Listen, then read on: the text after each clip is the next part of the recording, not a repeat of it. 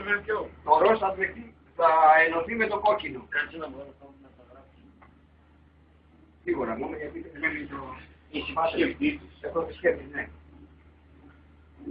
Το γράψε μήνυμα.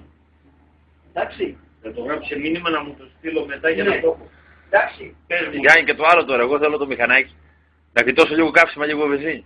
Μπορώ να κάνω να βάλω κάποια πατέντα, μια μπαταρία, να το φορτίζω με το ηλεκτρικό ρεύμα 220 και να το έχω να κυκλοφορώ. 220 όχι. 5 θα το φορτίζεις με το... Και να κοιτώσω τις βενζίνες δηλαδή. Με το μυαλό του άστο. Να βάζω μια πρίζα δηλαδή το βράδυ να φορτίζει όλο το βράδυ και το πρωί εγώ να το παίρνω το μηχανάκι και πηγαίνω να κάνω τη δουλειά μου. Χωρίς να... Δεν υπάρχει κάποια πατέντα.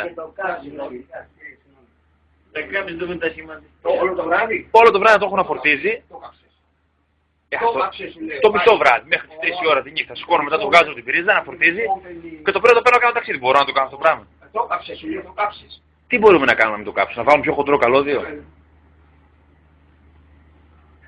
Τι μπορούμε να κάνουμε. Δύο. Μία ίντσα, ναι. Μία ίντσα θα βάλεις. Καλώδιο. Καλώδιο. Ναι. Στην πρίζα.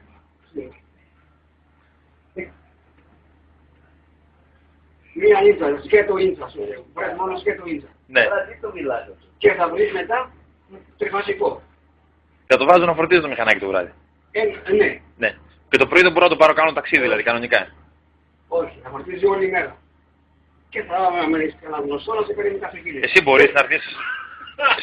Εγώ θα πάω στη δουλειά. Εσύ μπορείς να έρθεις να με το συνδέεις αυτό να με το κάνεις αυτό θα σε πληρώσω όσο. Δεν ξέρω τα μαστόρια έξω να κάνω αυτή την πατέντα. Αυτό δεν μπορώ να το κάνουν έξω τα μαστόρια, είναι δύσκολο. Θέλω να... Έλα, ρε, μια πατέντα κάνει. Και θα κοιτώσω από βυζνής, μόνο με ηλεκτρικό ρεύμα θα το έχω να Ναι, καίει. με αυτό. Εντάξει. Δεν είναι τόση ώρα. Εντάξει. Έγινε. Έγινε, καλώς. Έγινε. Ευχαριστώ.